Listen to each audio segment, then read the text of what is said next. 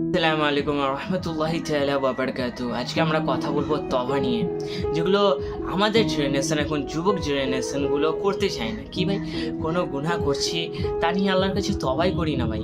তওবা এমন একটা জিনিস না যে তোমাকে জাহান্নামের আগুন থেকে বাঁচাবে।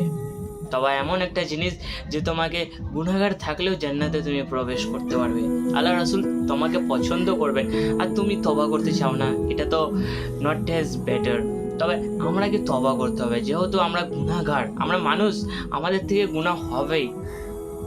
আল্লাহ রাসূলের কথা যদি তুমি কোরআনে পড়ে থাকো, তবে আমরা মানুষ মখলুক, যেমন যেমন আমাদের থেকে গুনাহ হবেই। তবে আমাদেরকে তওবা করার নিশ্চয়ই দরকার সব সময়। যেহেতু আমি এখন যাচ্ছি রাস্তা দিয়ে, কোনো একটা গাল দিয়ে দিলাম, বা ওটা থেকে আস্তাগফিরুল্লাহ বলতে কত সময় লাগে ভাই? Just 1 second.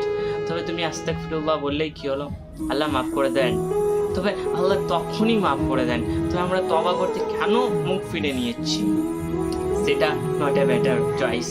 তবে আমাদেরকে যে কোনো কাজের পরে, যে কোনো ভুল কাজের পরে, গুনাহ কাজের পরে আমাদেরকে তওবা করা নিশ্চয়ই দরকার। আর যেটা তওবা করো না ভাই, এটা তুমি ভালো করছো না, আখিরাতে এরও হিসাব নেওয়া হবে।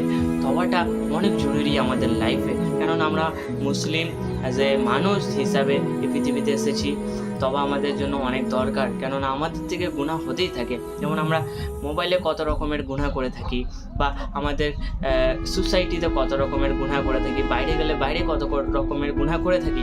তবে আমাদের থেকে প্রতিনিয়ত গুনাহ হতেই থাকে। তবে আমাদেরকে প্রতি নামাজের পরে তওবা করতে হবে, তওবার জন্য আল্লাহর কাছে মাগফিরাতের জন্য দোয়া চাইতে হবে। তো আশা করি কথাগুলো বুঝেছো। তবে ভাই তওবা কাউ ছাড়ো না, আর সবসময় আস্তাগফিরুল্লাহ আল আযীম এটা পড়তে থাকো ভাই। এটা পড়তে কত সেকেন্ড লাগে? Just 1 second. তবে পড়তে কি প্রবলেম, কি সমস্যা তোমার? তবে আশা করি কথাগুলো বুঝেছ।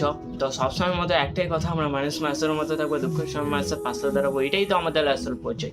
সব পরিবর্তে ভিডিওতে দেখাচ্ছে। আসসালামু আলাইকুম, আল্লাহ হাফিজ।